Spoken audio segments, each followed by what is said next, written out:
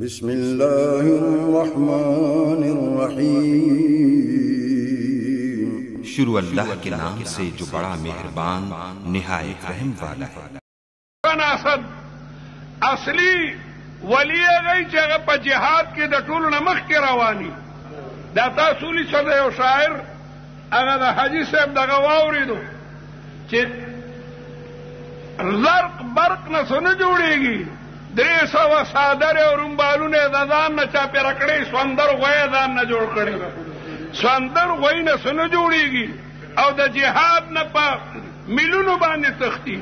پیری د زرق برق جامو عبارت نه ده، پیری د جهاد عبارت ده. د جهاد الا ان اولیاء الله لا خوف علیهم ولا هم یحزنون. هغه د کفر د طاقتونو نه نه یریږي. په کشمیر کې به د ټولو نه مخکې دا عظیم مجاهد ولاړو. مولانا رحمت الله علیه راغی، ډېر ساعت ورته د عظیم مجاهد د مدینې منورې خبرې کولې او مولانا ډېر په مینه باندې اورېدې. چای ورته واچولې. مولانا وی بس ته وی مولانا دا چانک او پیالې ما د جانان د کلي نه راړلې دي، د جانان د کلی سره مینه او محبتو. نو د هغه ځای در او دیار زه چې مدینه منوره کې مالته ماته بزرګانو د مدینې خبرې کولې چې حاجي صاحب بدل تکي خوب نه کولو، شپه او ورځ به په ذکر او اذکار کې مشغول و. هلته ځان بالکل محوه کړو. ډېر کسان هلته ملاړ شي، هلته مریدان لټوي او هلته پیري څرګندوي. نفس گم کردمی آین جنید و شبلی و اینجا. آلتا دا شبلی او دا لولوی بایزید بستامی غنی کسانو خپلدان پټ کړی. آلتا خپل پیری دیگا نیغا مکوا. دیر آلتم گردی موریدان لٹی. اجی صاحب بخپیبلی گردی دو او دا مدینه منوری دا عبادو او دا زهادو خدمتو نبی کولو. دیتا چکم دنو پیرو مجاہد ہوئی. نن چې دا انوار ګورئ دا د هغه عظیمو جهادي کارنامو نتایج دي. رب العالمین جل جلاله دی د هغه په اولاد کې دا رڼا الی یوم القیامه دقسې جاري او ساري لري. او خبر یې پروسه کال هغه عظیم مجاهد دلته په سټیج موجودو او نن د شهادت هغه جام اسکله ده په قبر کې لګیا ده د نعیم مقیم ننداره او تماشا کوي. عظیم مجاهد مولانا محمد اسحاق رحمه الله تعالی رحمتا واسعه شهید شو. مرګرو خوب کو کتو چې زه خو د شاطین لاندې پروت یم. واقعي چې ویله ټولو دغه ته جهاد وایي. ډېر خلک چې د مولایانو څه کړي دي، دا لوی لوی لیډران چې نن را راوتي دي، دی خو یې د خلکو زامن کابل کې چې کوم مړه کړ. لوی لوی لیډرانو نه ما واورېدل انتخابي جلسو کې دا خبره کوي چې د مولایانو څه وکړ، پردي زامن یې هلته لاړل او مړه یې کړل. ستا خوله دې خدای ماته کړي. مړه یې کړل که شهیدان یې کړل، مړه یې کړل که شهیدان یې کړل. دا رسول الله مبارک پسې صحابه لېږل او هغوی به هلته جام د شهادت نوش کو. نو رسول الله مبارک ته دا ویله شي چې پردي زامن یې هغه مړه کړل. صحابو به چې دا لولوی د مجاهدینو قطارونه لېږل. زه وایم د دې لیډرانو په خوله باندې دا پلیته خبره راځي څنګه؟ کم کسان چې په افغانستان کې مړه شوي دي دا د شهداو په اعلی ارفع مقاماتو باندې فایده شوي دي. او دام د خدای فضل له چې د آخرت ورځ موجوده ده. د آخرت پر ورځ به ګورئ انشاء الله چې طالبان او دا شهیدان به ډومبني صف کې ولاړي. دام د خدای الله تعالی چې کوم دنو احسان دی. په کوم غفلت تاسو دا وایئ چې د علماو هغه د قوم زلمي ولېږل. علماو خو هغوی ته د شهادت هغه لاره وښیله. اصل شیخو هغه شهادت دی. قرآن وی ولا تقولوا لمن يقتل في سبيل الله ولا تقولوا لمن يقتل في سبيل الله اموات. څوک چې د خدای په لار کې خپل روح ورکې هغه ته مړی مو آیا بل احیاء دا ژوند دي ولکن لا تشعرون تاسو په هغې نه پوهېږئ الله تعالی مجاهد ته هغه عظیم حیات بردخي ورکي هغه لګیا ده د نعیم مقیم نندارې او تماشې کوي نو دا عظیم مجاهد په نوسو کې الحمدلله مجاهدین موجود دی او دا خوند کوي زما وروڼو اولیاء الله لا خوف علیهم په میدان د جنگ کې چې وځي هغه د دشمن نه نه یریږي هغه د دې غم نه کوي چې مانه به بچي یتیمان پاتې شي زما ښځه به کونډه پاتې شي شهید د مخکې نه د سره فیصله کړي جنگ ته تلل ټوکه نه ده جنگ ته تلل ټوکه نه ده مخکنی جهادو طالبان لا نور راغلي زه میرانشاه کې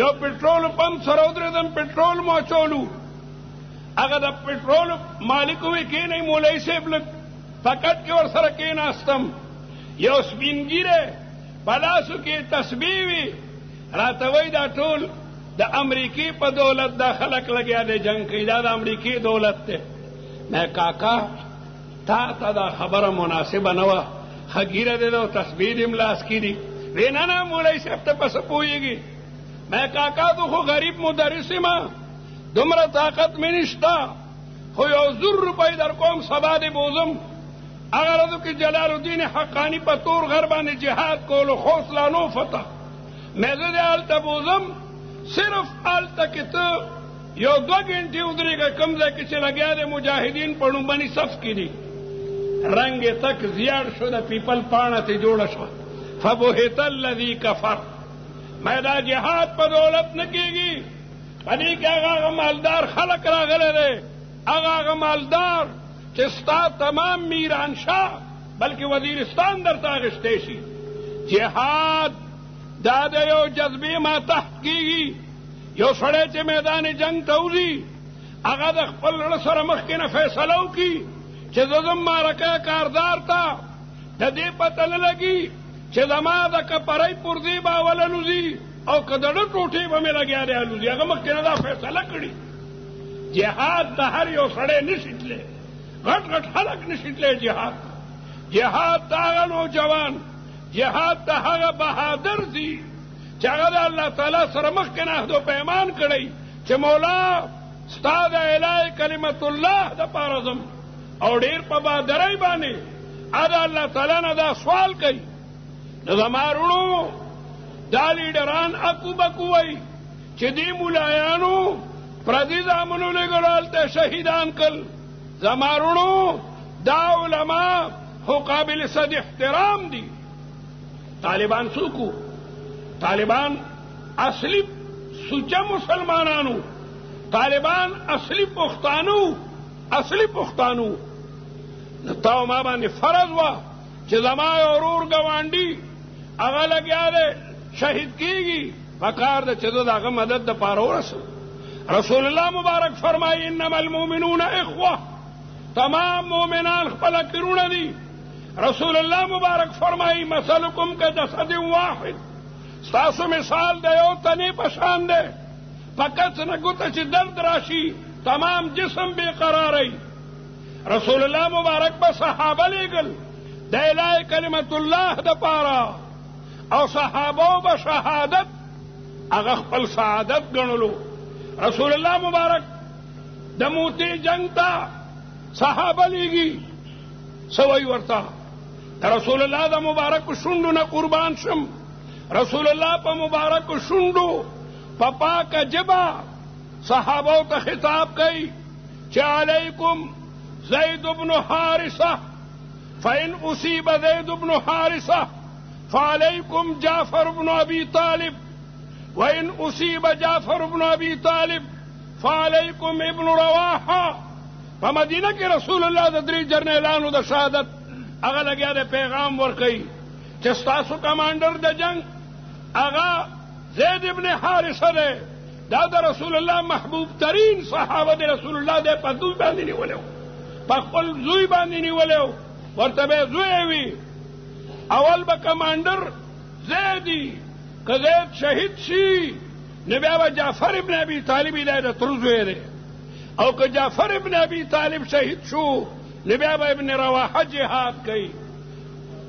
رسول الله مبارک مدینه منوره کې او صحابه لیږي آلته چې صحابه ورسېدل موتا مشهور ځای دی ګوري بلقا مخامخ بل ښار دی په بلقا کې 2 لکه کافران رومیان را جمع شوي دي او مسلمانان 10 زره یو صحابي ملګرو ته مخ راوګرځولو چې یا اخواننا والله رأينا كثرة عدد الأعداء تعالوا نخبر رسول الله بكثرة عدد الأعداء فإما أن يمدنا بالرجال وإما أن يأمرنا بالزحف فنطيع أمر الرسول في كلتا الحالتين.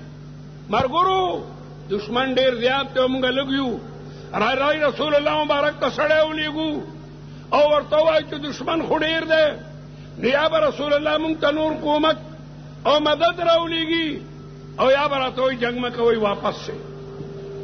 ابن رواحه چې دا خبره واورېده نو یکدم پاڅېدو او سخت غصه شو او وی یا قومنا والله ما حاربنا اعداءنا بكثرة العدد والعدد.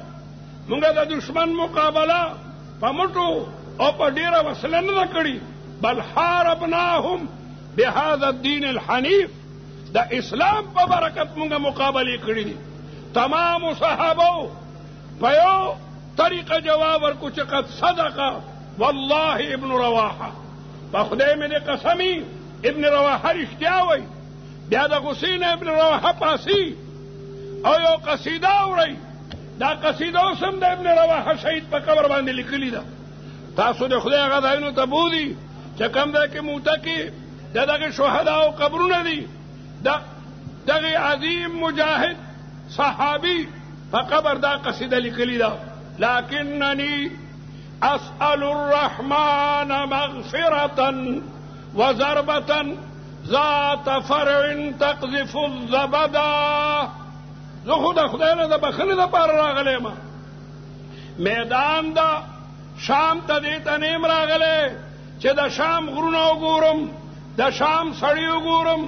ما د مدینې منورې هغه پاکه ایمانی فضا دې دپاره پرېښي ده چې خدای مو وبخي. لكنني أسأل الرحمن مغفرة وضربة ذات فرع تقذف الزبدا. چې دشمن ما په تور ووي او زما د بدن نه وینې په زګونو زګونو روان شي.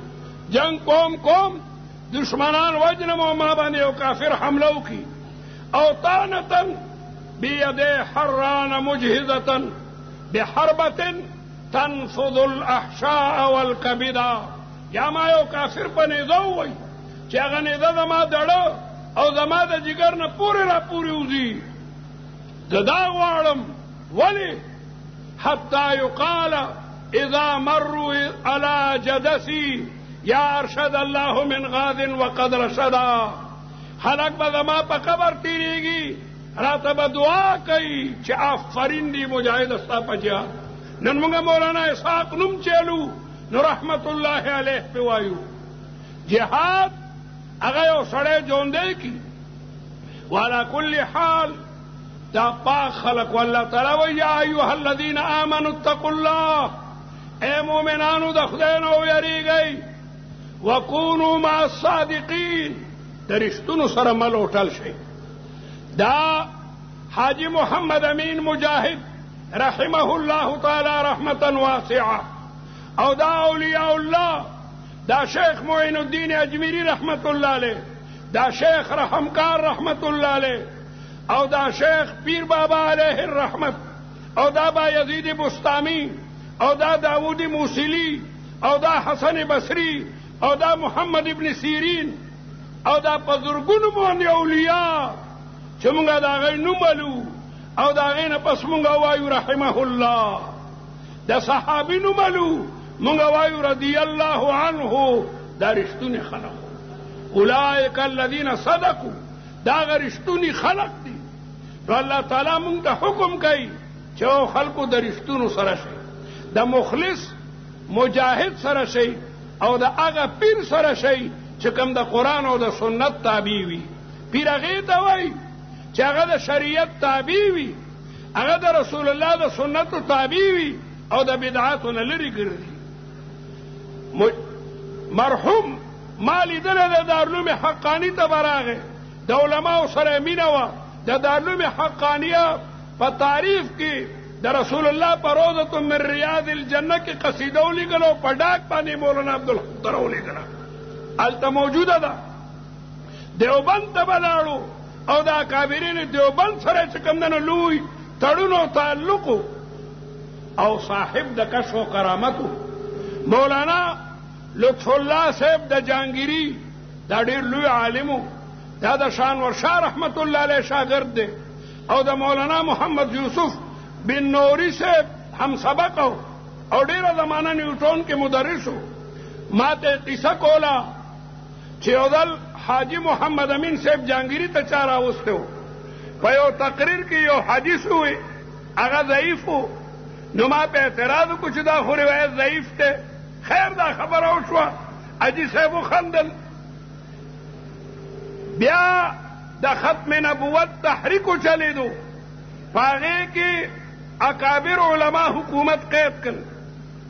په هغې کې مولانا احمد علی لاہوری رحمت الله علیه، سید عطا الله شاه بخاری رحمت الله علیه، قاضی احسان احمد شجابادی رحمت الله علیه او دا لوی علما د غرغشتو شیخ نصیر الدین رحمت الله علیه دا ټول قید او بند کیو او دا عظیم مجاهد هم قید او بند کیو او دای په یو کمره کې په یو کې حاجي صاحب ته سخت تکلیف د پیچش.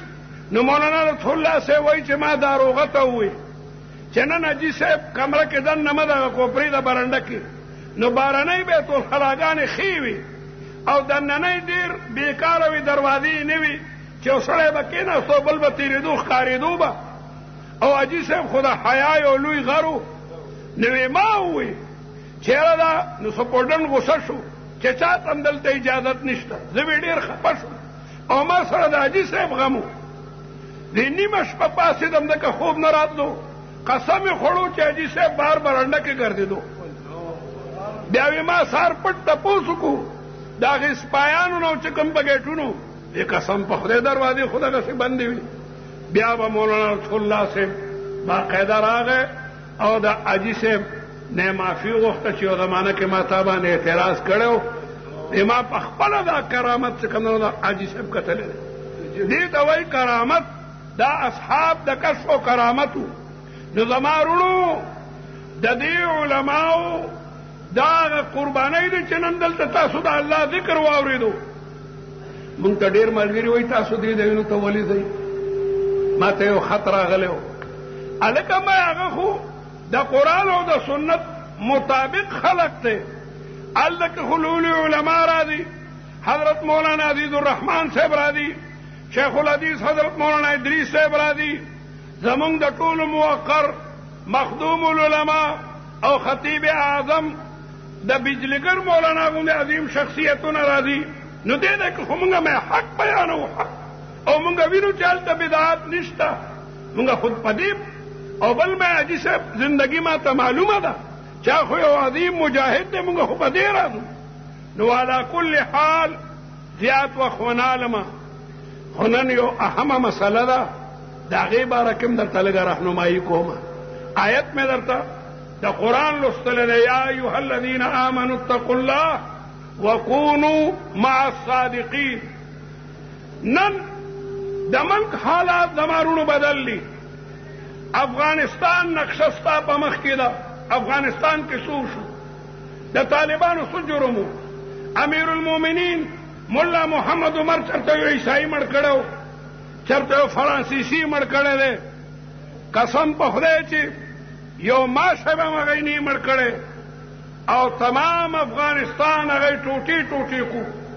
په لکونو باندې نفسونه یې تهې تیغ کړل او 3 لکه بمونه یې پرې وغورځول او واړه واړه معصوم بچي او زنانه هغه ټوټې ټوټې کې دا حال تا سرم کیدونکې دی.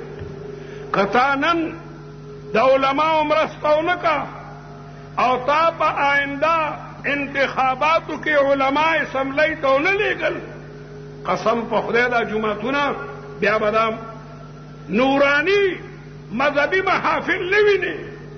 مسلم لیگ زموږ رونه دي، نیشنل زموږ رونه دي، پیپل پارټي والا زموږ رونه دي. امارونو دا د سیاست خبره نن سبا نه ده، خبره د امریکای سره د مقابله ده.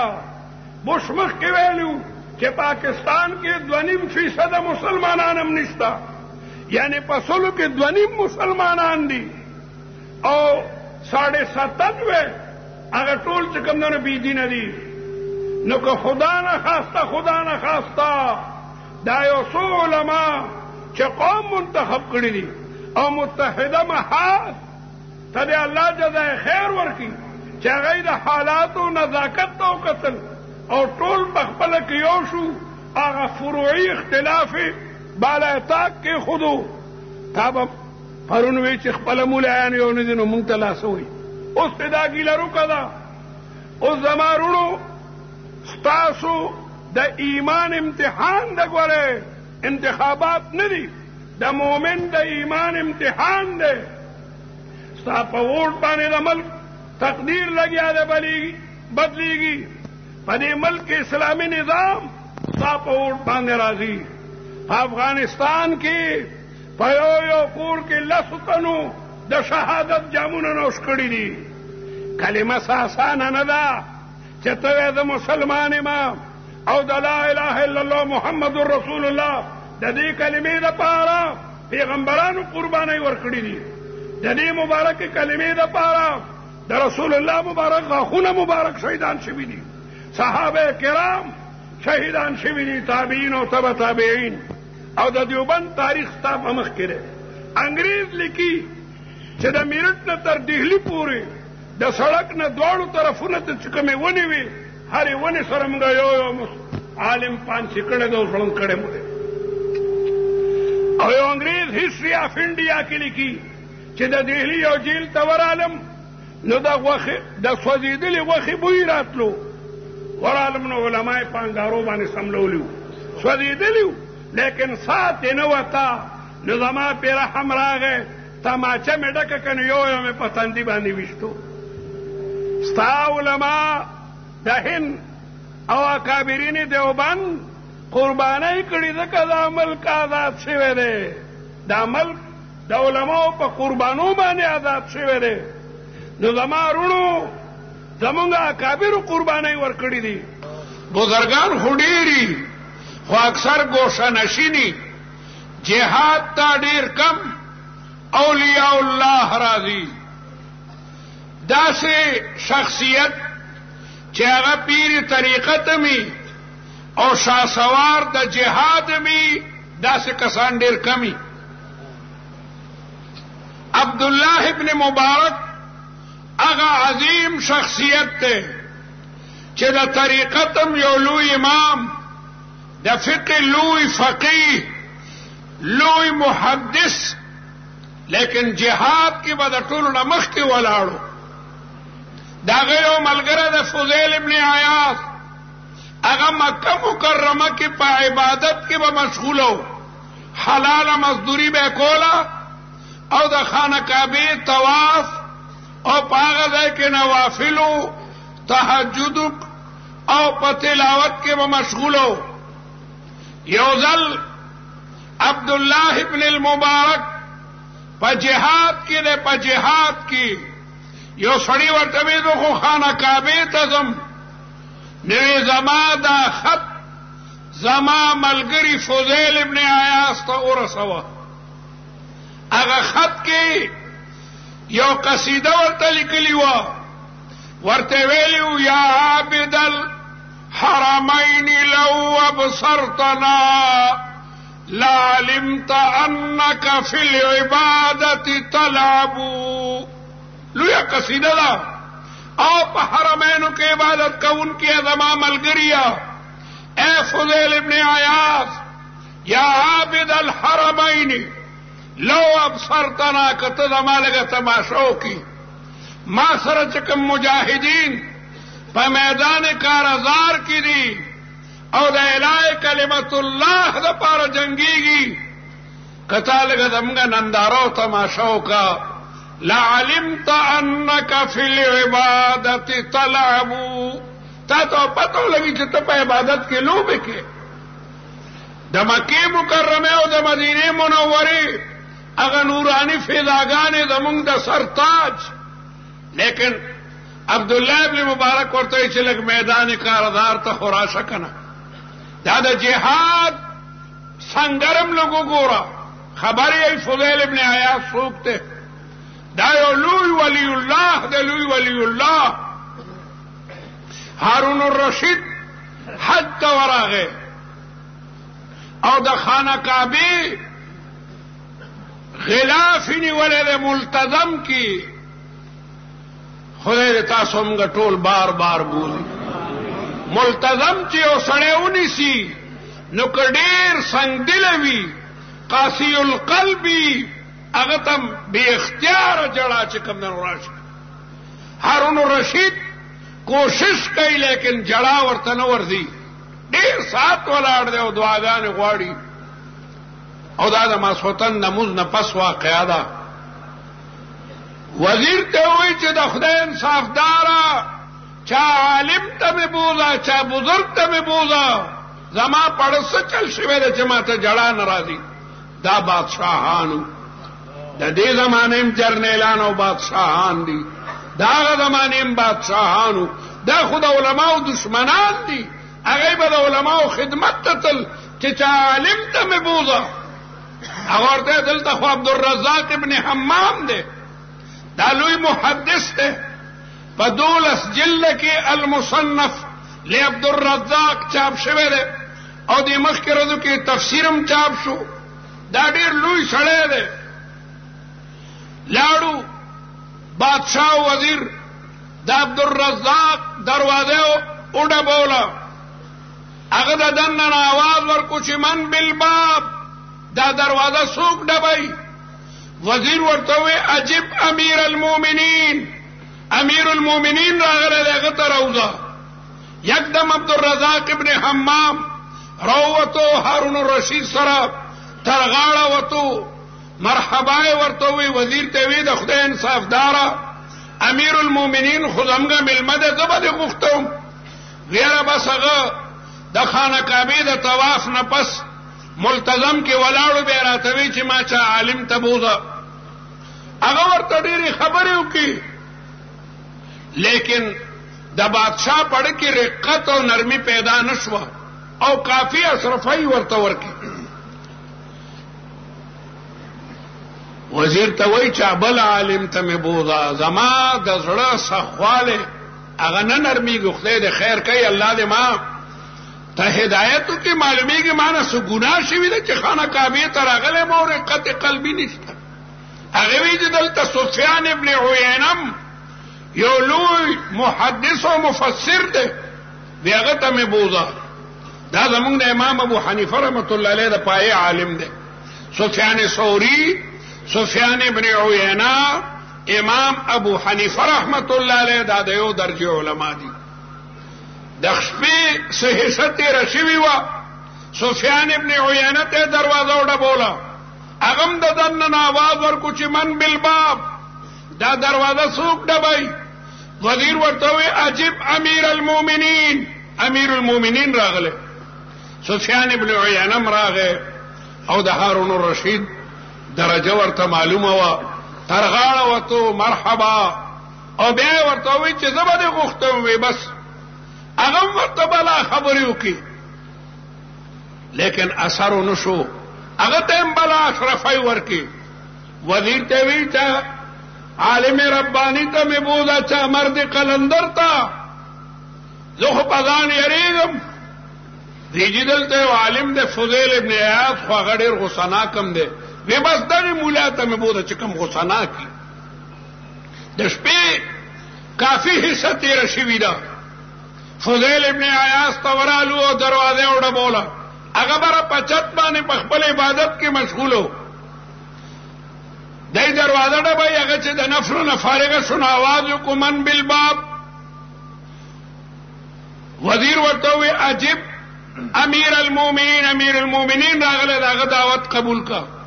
داغه برن آواز وکړو چې مالی ولی امیر المؤمنین، ز امیر المؤمنین څوک؟ دا ورته وی اطیعوا الله واطیعوا الرسول واولی الامر منکم. الله تعالی حکم ده. وزیرانم لم یبج، وزیران نو چې هغه جهاد او دهشتګردۍ کې فرق نشي کوله. اگر افغانستان اسلامی حکومت او اسلامی حکومت منی نه، وزیرانو د قران مجید آیت ورته پیش کو اطیعوا الله واطیعوا الرسول واولی الامر منکم.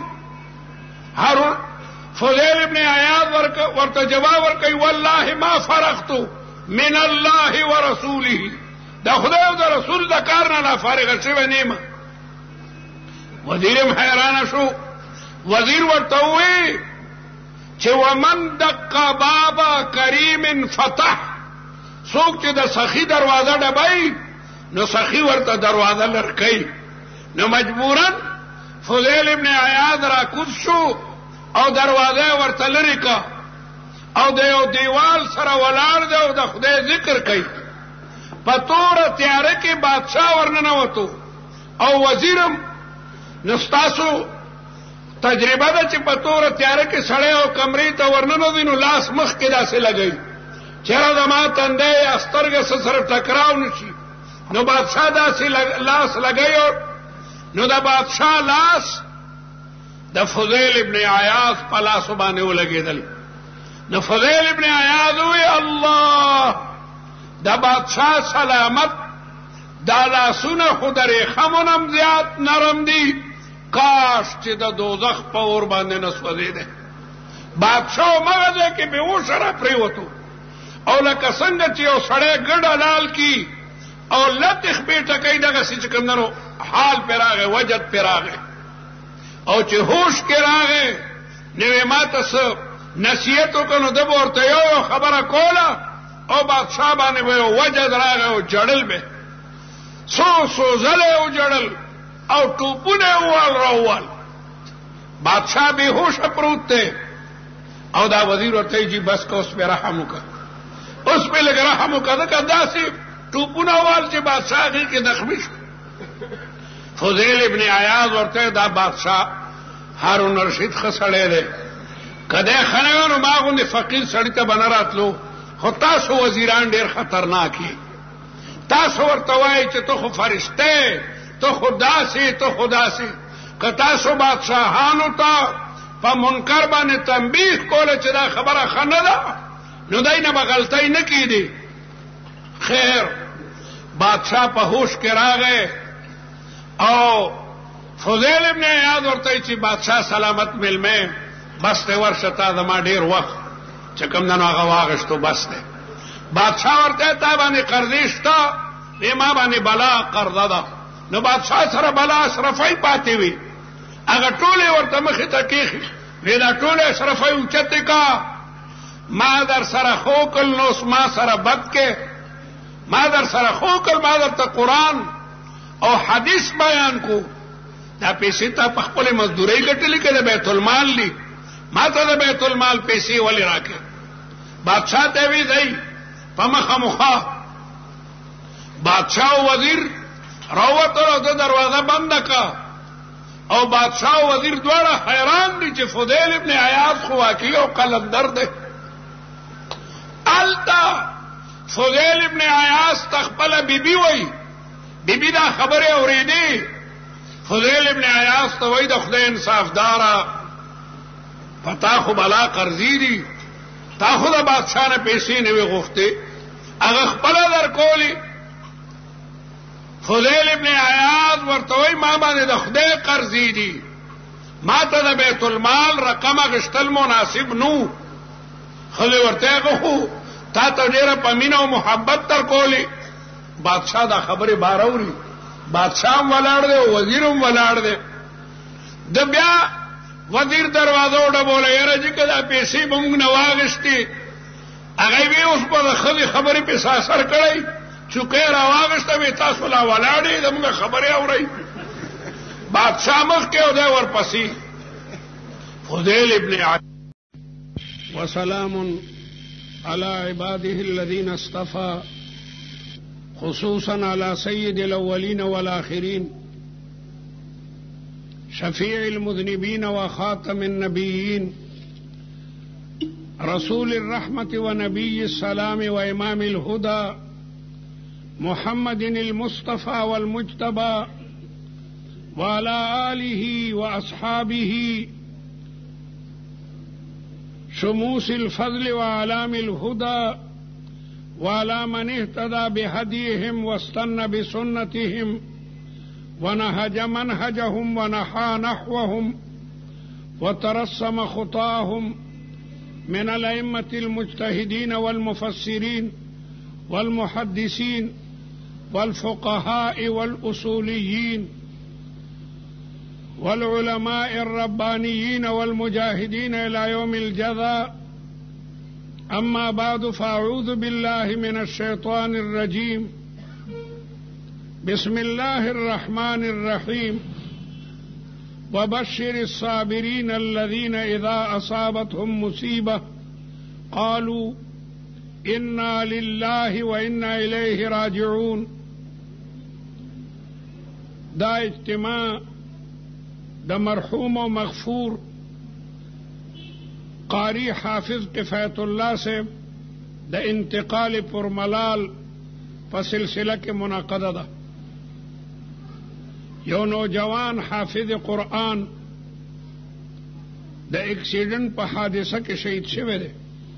دا ایکسیڈنٹ مرگ دا شہادت مرگی او بیا چې دا قرآن پاک حافظ می قاری می یقیناً صدمہ لویا دا، لیکن صدمہ چې څومره لوی وینو پاغي باندې د صبر او استقامت اجرم ډیر لوی. العطایا علی متن البلایا. زمونږ مذهب دومره ښکلی مذهب دی چې یو انسان ته صدمه ورسی، اطلاع ملاو شي چې زوی دی وفات شو، پلار دی وفات شو، رور دی وفات شو، مرګره دی وفات شو، نو د مسلمان د جیب نه یکدم دا کلمه وځي انا لله و انا الیه راجعون. مونږ ټول د خدای یو، مونږ د هغه ملک یو، هغه زمونږ مالک ته، مالک په خپل مملوک کې چې څنګه تصرف کوي هغه ته اجازت ته، او مونږ ټول په دغه لاره الله تعالی طرف ته رجوع کوونکي یو. د چا مرګ سوره د مخکې، د چا سوره د رستو. نو دا دومره مبارک ټکي دي چې د یو سړي د جیبې نه انا لله و انا الیه راجعون وځي، الله تعالی د هغې غمزده په زړه باندې د استقامت او د صبر مرهم کیدي، او الله تعالی تعریف کوي چې اولئک علی هدی من ربهم وبشر الصابرین الذین اذا اصابتهم مصیبه قالوا انا لله وانا الیه راجعون اولئک صلوات من ربهم. په دغه خلقو د خدای د طرف نه شاباسه ده او په دای باندې د الله تعالی د طرف نه رحمتونه دي، او دا کسان په نیغه لاره باندې دي.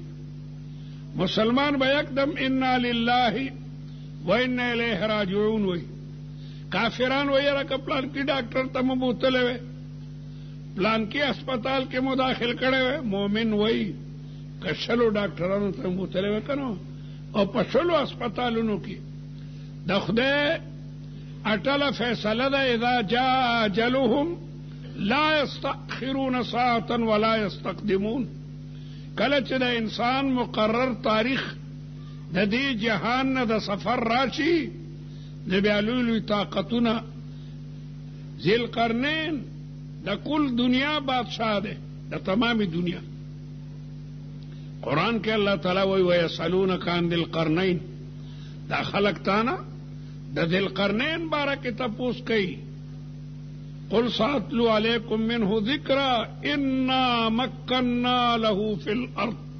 خدای وایي هغه ته ما په ټول ځمکه کې قدرت ورکړو، د شرق او غرب او شمال او جنوب بادشاهو. چې مرګ راغی وزراو ته وی معلومیږي وزراو کې پیغمبران مو چې ما ته خدای رب العالمین جل جلاله نه لګوا خو غواړي یو څو ګنټې زما لوی ملک ته چې زه وصیت وکم. هغه وی 15 ګنټې 15 منټ هم ډیر دي 15 سکند هم نه ملاویږي. دا الله تعالی فیصله چې شوي هغه کې د سترګې عمره د سترګې د رب عمرم تاخیر ناراضي. نو مؤمن یکدم و انا لله و انا الیه راجعون. پدې تمام کائناتو کې لوی صدمه هغه د رسول الله مبارک د انتقال و. دی آسمان نه لاندې او په دې ځمکې د پاسه د رحمت للعالمین صلی الله علیه وسلم نه لوی شخصیت نه ده تیر شوی. پیغمبر علیہ السلام افضل الرسل لے، پیغمبر علیہ السلام رحمت للعالمین دے. اللہ تعالیٰ ورتوی ورفعنا لک ذکرک، اے پیغمبر استا ذکر ما ډیر اوچت کو. چرتم چې د توحید مسله بیانېږي مؤذن پنځه ټیمه په اذان کې وایي اشهد ان لا اله الا الله، ورپسې یقینا وی اشهد ان محمد رسول الله. دمر لوی مرتبه په مخلوقاتو کې د بل مخلوق نشته. بعد از خدا بزرگ تی قصه مختصر من وجهك المنیر لقد نور القبر یا صاحب الجمال و یا سید البشر. پیغمبر علیہ الصلوۃ والسلام تمام عالمین باندې افضل ترین دی. اغم د دې جهان نه تشریف راغی وړي. شاعر وای ولو كانت الدنيا تدوم لواحد لكان رسول الله فيها مخلدا. کہ دنیا کی او سړی ہمیشہ پاتې کېده نو د رسول الله مبارک ذات به ہمیشہ پاتې و. لقد كان لكم في رسول الله اسوة حسنه. د پیغمبر علیہ السلام په مبارک ذات کی د امت لپاره بهترین نمونې دي. نو د دومره یو عظیم پیغمبر د دې دنیا نه انتقال کیږي. د پیغمبر علیہ السلام انتقال چې شو داسې معلومېده چې لکه قیامت قائم دی. لوی لوی صحابه خبرې نشو کولی. حضرت عثمان غوندې لوی صحابي او د حضرت علی غوندې لوی صحابي خبرې نشو کولی، خولې ګونګی شوې. او حضرت عمر غوندې لوی صحابي توره راواغشته. خبردار دا مو وایئ چې رسول الله مبارک وفات دی. هغه جلال راغلی، تجلی راغلی، لکه موسی علیہ السلام باندې چې تجلی راغله خر موسی صاعقا. الله تعالی چې خپل تجلی په کوه تور وغورځوله نو موسی علیہ السلام ډیر سات بیهوشه پروتو. نو حضرت عمر هم وی چې رسول الله مبارک باندې رب العالمین تجلی ده بیهوشه ده. دا ګوره مو وایئ چې پیغمبر علیہ السلام وفات ته کو چاوي په دغه توره به سر پریکم. صحابه خاموشه. او ابو بکر صدیق رضی الله تعالی عنہ د رسول الله په اجازت خپل ځمکې ته تلو. د مدینه منورې نه بهر ځمکه وه او رسول الله نه اجازت وی ورشه. هغه ته هغه ته صحابي په منډه دي ته دلته رحمت للعالمین صلی الله علیه وسلم خود دې دنیا نه پرده وکړه. ابو بکر صدیق په منډه منډه راځي او ګوري د رسول الله جماعت د صحابو نه ډک او ټول جاړي. د ټولو نه مخکې ابو بکر صدیق د خپلې لور کور ته لاړو. د ام المؤمنین حضرت عائشہ او رسول الله مبارک باندې کمبل پروتو.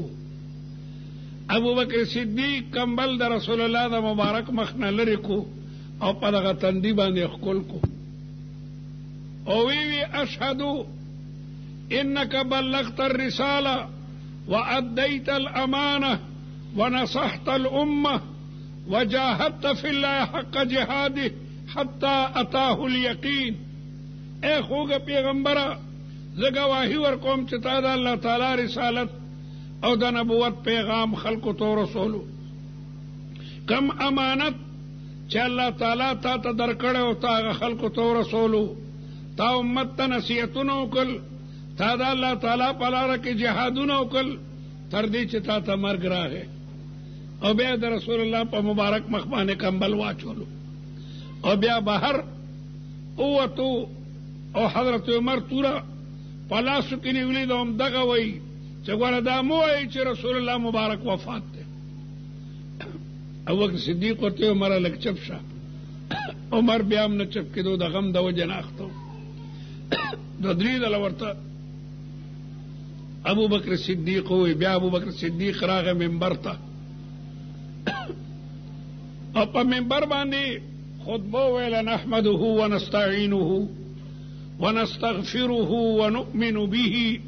اوږده خطبه ویله او بیا په خطبه کې ووایي الا من كان يعبد محمدا فإن محمدا قد مات. کو څوک د رسول الله عبادت کوي رسول الله د دې جهان نه پرده وکړه. ومن كان يعبد الله فإن الله حي لا يموت. څوک د رب العالمین عبادت کوي الله تعالی ازلی او ابدی دی. او بیا دا آیت وی وما محمد الا رسول قد خلت من قبله الرسل افئن مات او قتل انقلبتم على اعقابكم. محمد مصطفی خو یو لوی پیغمبر دی. د دنه مخکې پیغمبران هغه د دې دنیا نه سفر کړی دی. کدا رحمت للعالمین صلی الله علیه وسلم په خپل مرګ باندې وفات شي یا د خدای په لاره کې شهید شي، تاسو به دین پرېږدئ؟ حضرت عمر په هوش کې راغی چې الله اکبر. د آیت خو مانه بالکل هیر شوی. د غم د وجې نه صحابو نه د آیت بالکل هیرو. آیت کې صفا راځي چې پیغمبران هم مري او بیا ابوبکر صدیق ډیر لوی چې کومنو تقریر وکړلو. بی بی فاطمه الزهرا جړل، په چغو چغو جړل او هغې وی صبت علی مصائب لو انها صبت علی الایام سرن لیالیا ماذا علی من شم تربت احمد الله یشم مدد زمان غوالی. لویه قصیده ده. بی بی وی په ما خو د مصیبتونو غرونه را پریوتل. کدا مصیبتونه پرد راغلی وی د ردې نه به توره شپه جوړه شوې وه. او بیا وایي د ما د پلار د مبارک قبر خاوره چې څوک بوی کی په دنیا کې هغه ته د مشک او د عنبرو د بویولو ضرورت نشته. د رسول الله مبارک د ذات د وجې نه په دې ګلونو کې په دغه ځمکه کې باقاعده خوشبویي راغلې ده. حضرت حسان چې وکتل چې د رسول الله مبارک لوري مبارکه ته ډېر لوی غم دی، بې حده غم.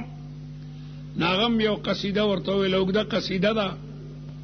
او بیا یې بیبي ته وایي چې افاطم ان جزات فانت اهل. اے بیبي کته جړه فریاد کہتا تا حق دی. د دې اسمان نه لاندې او په دې ځمکې د پاسه د چا دومره لوی پلار نه دی مړ لکه ستا پلار چې دې جهان نه لاړو. دومره عظیم پلار په دې روی زمین بل نشته. اوږده قصیده ده. لیکن بیبي که صبر وکړي نو د تمامي دنیا د ښځو دپاره به ستا د صبر نمونه وګرځي چې بیبي فاطمه الزهرا د دومره عظیم الشان پلار په جدایۍ صبر کړی نو به هم بیا صبر کوي. او ورته وایي فقبر ابیک سید کل قبر وفیه سید الناس الرسول. ستا د پلار قبر د دنیا د ټولو قبرونو سردار دی او په دې قبر کې د تمامو پیغمبرانو سردار لګیا دی، آرام کوي. نو بیبي ته الله تعالی صبر ورکو. حضرت حسان چې دا قصه ورته واوروله د بیبي او د صحابه پړنو کې صبر راغی. د صبر ډیر لوی مراتب دي. پیغمبر علیہ السلام وی الصبر عند الصدمه الاولى. صبر دا چې انسان ته اطلاع ملاو شي دی به یکدم وی انا لله و انا الیه راجعون. دی گردیز باندې حمله وا د روس سره جنگ روس سره هغه جنگ کې زموما د گردیز باندې حمله وا او مجاهدینو غارونه جوړ کړیو غاره ورته وای پاغي باندې برنه بمونه پریوتل او یا تنه هغه کې دنه شهیدان شيو. هغه کې د منبع العلوم مولانا وارث خان سیبلو شیخ الحدیث هغه شهید شو لیکن هغه کې دوه رونم شهیدان شيو او دواړه رونه جوړوان پښتو کې څه وایي ها برغونی رونو او دواړه په سبقونو کې ملګریو. مسلم الثبوت تلوی توزیدا کتابونه وی هغه دواړه رونه پکې شهیدان شيو او د دې دوه لکانو پلارم او ترونو ماماګان ټول شهیدان شيو. د مور صرف دغه دوه زامنو نور څوکم نو د مور هیڅوک نو د دې لکانو پلارم شهید شو او ترونم شهیدان شيو او ماماګان څوکم نو. خلکو یې را د دې مور ته بسنګ وایو دا دواړه رونه د ګلونو پشان نو خلکو یې را وایي ورته الله تعالی به صبر توفیق ورکي. چنانچه مرګري ورالل او ورته وی چې الله تعالی ستا دو بچی په شهادت باندې هغه قبول کړ. ناغه اسمان ته داسې وکتل چې زما ربه زما خو ستا په خدای کې صرف دغه دو بچی پاتیو زما خو خاوندم شهید شوی دی رونه مې ټول شهیدان دي او زما خو څوک هم نشته. ما خو په دې بچو خپل سترګې غړولې او ما دا خو ارمانو چې دی به م یو دل دستار بندي وشي پټکي به وتړي. خدایا د یوې ښځې د چرګې دو بچي مړه شي نو څومره خفه او دا خو زما ټوله دنیا وه بس. نو خدایا صدمه خو ډېره لویه ده خو خدایا صبر هم سم مضبوط راکړي. نو الله تعالی ورته صبر ورکړو. دعا یې وکړه چې خدایا غم خو ډېر لوی دی خو ما ته د هغې مطابق چې کوم دنو صبر راکړي. نو یقینا د یو بچی د نیازبین نو چې د هغه وادم شوی او هغه بیا شهید کېږي ډېره لویه سانحه ده او ډېره لویه صدمه ده. لیکن مسلمان دپاره د انا لله او د انا الیه راجعون دا وظیفه دا ډېره لویه وظیفه ده. پکار ده چې د مرحوم والدین درود ډېر وایي د قرآن مجید تلاوت کوي په دې سره ړونو ته تسلي حاصلېږي. الا بذکر الله تطمئن القلوب. کتابونه یو واقعه لیکي چې یو عالم و ډېر لوی عالم چې په هغه علاقه کې دومره لوی عالم نو او د هغې عالم یو زوی و هغه علم حاصلولو او پلار به دا دعا کوله چې خدای دا بچی زما په ژوند کې زما درجې ته راورسې.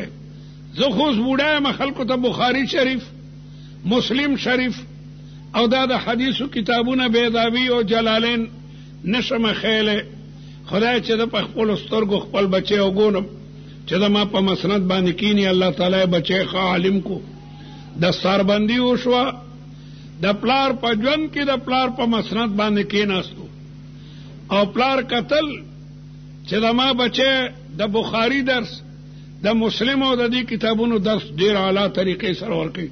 پلار ډېر خوشحاله د بچی خروغ صحت او د بلا طالبان ورته چاپېرو ناڅاپه بچی په شپه کې وفات شو. پلار ته دومره عظیمه صدمه چې خبرې نه شوې کولی. دنیا به راتله لیکن هغه به ژړل چې ما خدا د الله نه سوال کولو او دغه یو بچی مې و چې دی به زما په ژوند کې زما په مسند کینی. الله تعالی ما ته وښیله او ما د هغه درسونه واورېدل. کامیاب عالم ډېر مطمئن وم که زه مړ شم نو زما بچی به زما په دغه درس باندې ناست دي، لیکن خو زما ژوند کې لاړو.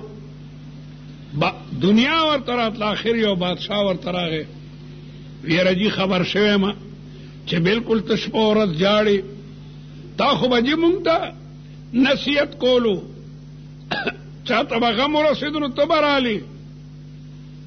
بیا بادشاه ورته یو خبره وکړه چې وګوره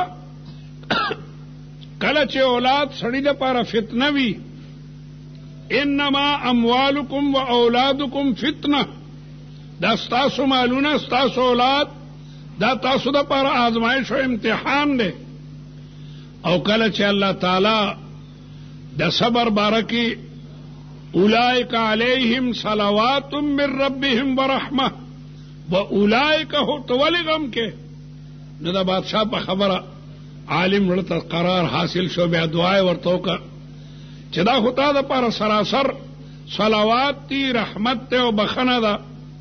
نو یقینا مونږ ته د دې نوجوان د وفات پته ماته مولانا ووي، د څو ورځو راستې زموږ اراده وه چې موږ به راځو، قدرت ته منظوره وه، دا تاریخ موږ مقرر کړو، لیکن هلته بله اجتماع وه د داخلو نه مخکې نو موږ هغې باندې ایثار شو، د هغې موږ معذرت خوا یو. موږ په دغه صدمه کې په دغه غم کې باقاعده تاسو سره برابر شریک یو. موږ د بخاري شریف نه پسم او د درس نه پسم مرحوم ته دعاګانې کړې دي چې الله تعالی دې د هغه قبر د جنت باغچه کې خدای پاک دې بردخي زندګي نوراني وګرځوي. الله تعالی دې په جنت الفردوس کې هغه ته د انبیاو د صدیقینو د شهداو د صالحینو مرګرتیا نصیب کړي. داغه مرګ یقینا دا د شهادت مرګ دی. یو شهید حقیقي وي چې په میدان د جهاد کې چې کوم جام د شهادت نوش کی، او یو سړی اکسیډنټ کې مړ شو، په یو سړی دیوال را پریوتو، یو سړی دریاب کې ډوب شو، یو سړی په اور باندې، دا شهید حکمی دی. دا د شهادت چې کوم موت ته زه په دغه کلماتو اکتفا کوم او ټول دعا وکړئ. خدایا د مرحوم حافظ کفایت الله سے قبر د جنت باغیچه وګرځې، پروردگارا بردخی زندگی نورانی کی، والدینو ته خپلوانو ته ټولو دوستانو ته صبر جمیل او اجر جزیل نصیب کی. مولا د جنت الفردوس په اعلی مراتب باندې فائدہ کی، او آلته د انبیاء د صدیقینو د شهداو د صالحینو رفاقت چکمنو نصیب کی. آئنده داغه تمام ورثه د آفات او عاهات د فتن او محنو د ابتلاګاتو نه محفوظ او ساتي. او دا څومره حاضرین چې راغلي دي خدای د ټولو دنیا عقبا خکې. یا رب العالمین زمونږ د ټولو مشرانو بخې، یا رب العالمین دا غي قبرونه منور او معطره کی. د چا مشران چې ژوندي دي خدای دا غي په عمرونو کې برکت کړي. دعا وکړئ چې الله تعالی تمام بیمارانو ته صحت او شفا ورکړي. څومره علی اسلام چې نا جوړ دي، که په کورونو کې دي که په هسپتالونو کې دي، یا رب العالمین یا شافی الامراض و یا کافی المهمات و یا دافع البلیات د ټولو صحتونو عافیتونو نصیب کړي. د پریشان حالو پریشانۍ لري کړي. یا رب العالمین د حلال رزق دروازې په ټولو مسلمانانو باندې پرانیزي. مولا زمونږ د ټولو آخره خاتمه په ایمان کې، د ځنکدن د سختونه، د عذاب قبر نه، د قیامت تر رسوایی نه موږ ټول په امن کې وساتي. لکه په دې مبارکه اجتماع کې تا موږ جمع کړي یو د جمعات په مبارک ماحول کې. خدای دغسې موږ د رسول الله مبارک د جنډې لیوا الحمد لاندې د خپلو آبا و اجدادو امهاتو جداتو سره جمع کی، او د پیغمبر علیہ السلام نه مبارک لاسونه د حوض کوثر به مناسب کی. زمارونو مجاهدینو تم دعا وکړئ، په عراق کې، په فلسطین کې، په افغانستان کې، په کشمیر کې، په مختلفو ځایونو کې په مسلمانانو باندې اور وریږي. تمام د دنیا کافران جمع شوي دي او مسلمان نه خکړه ده. اسلام نه خکړه ده چې دا اسلام موږ څنګه لرکو او دا مسلمان موږ څنګه ختمو. د بدقسمتینا صد پاسه 50 اسلامی مملکتونه خاموش دي، بلکې د امریکای سره ها کې ها ملاوي. خدای دې مسلمانانو بادشاہانو ته جرأت او شهامت ورکړي، مسلمانانو کې اتفاق او اتحاد قائم کړي چې دې کافرانو نه انتقام والی په هر میدان کې د مجاهدینو حامی او ناصر شي. خدای تمام طالبان، علماء عاملین، علماء ربانیین کی، علماء راسخین کی، دا په اسلام آباد کې 2 مدرسې دي. یو حفصه مدرسه ده، دا غي طالباتو د حکومت نه مطالبه کړې ده چې دا جماعتونه د لړولي دا جوړ کړي او دا اسلام په دغه ملک راولي. هغه تم ډیر لوی مصیبتونه دي. هغه طالباتو تم دعا وکړي چې الله تعالی حافظ او ناصر شي. جنکای لګیا دي، موږ نه تکړه دي، بهادری دي، لګیا دي سخت مطالبه کوي چې دغه ملک کې به لازمن اسلامی نظام او مطالبه هم ټیک ده. پاکستان جوړ شوی د لا اله الا الله محمد رسول الله په بنیاد ده. تاسو کې ځوانانو ته پته نشته، دي مشرانو ته پته ده. موږ به جلوسونه استل، موږ به وی پاکستان کے معنی کیا ہیں، لا الہ الا اللہ محمد رسول اللہ. دا د پاکستان ملک دا د لا اله الا الله محمد رسول الله د کلمې د برکت حاصل له او څومره لکه کسان دي د پر شهیدان شوي دي، څومره ښځې د هندوانو د سکانو په قبضه کې، د مسلمانانو ښځې هغوی په قبضه کې اخیستې دي. دا پاکستان د اسلام د پاره جوړ دی، لیکن د بدقسمتۍ نه تر اوسه پورې دی کې د اسلام نظام را نغی. هر حکومت را دی وعدې کوي او خلک چې دی وایي موږ به اسلام راولو، اسلام راولو، کله به را دی اسلام. هغه جینکو جایزه مطالبه کړې ده او ټوله دنیا د هغې نه مخالفه ده. نور خو پرېږده مولایان لا بیا خلاف دي. هلکه هغې څه ناجایزه مطالبه ده، مطالبه د اسلام ده چې دغه ملک اسلامي نظام راولي او دا د دغه ملک حق ده. اسلام چې راشي دغه ملک به غلا نه وي، دغه ملک به قتل نه وي، دغه ملک به ډاکې نه وي، دغه ملک به ناجایز خبرې نه وي، دا بے حیا ښځې به دغسې بازارونو کې نه ګرځي. نو د خدای رحمتونه به نازلېږي، د خدای رحمتونه. پاکستان که د فتنو نه بچ کېدل غواړي، د غلاګرو نه بچ کېدل غواړي، د خودکشو حملو نه بچ کېدل غواړي، واحد علاج قرآني نظام دی. قرآني نظام د یو جایزه مطالبه او لګیا د ټولې ټي ویګانې د هغې غریبانانو خلاف دي. تمام NGOs هغې سره دي. ساجبه نظام دی. نو دعا وکړئ چې الله تعالی دغه جینکۍ په خپله مطالبه کې کامیابي کړي او زموږ حاکمانو ته الله تعالی دا توفیق ورکړي چې دغه ملک کې د رسول الله شریعت نافذ کړي. اوسه پورې مګه د انګریزانو هغه تور قانون لګیا دی په دغه کچرو کې جاری دی. پروردګار زموږ دغه ملک کې د اسلام نظام راولي، د رسول الله مبارک شریعت جاری کړي. الله تعالی دې دغه جینکو او دغه تمامو کسانو چې جایزه مطالبه کوي خدای حافظ او ناصر شي. دغه یو وختم آزاره مولا زموږ ژوند کې دغه ملک اسلامي نظام راولي.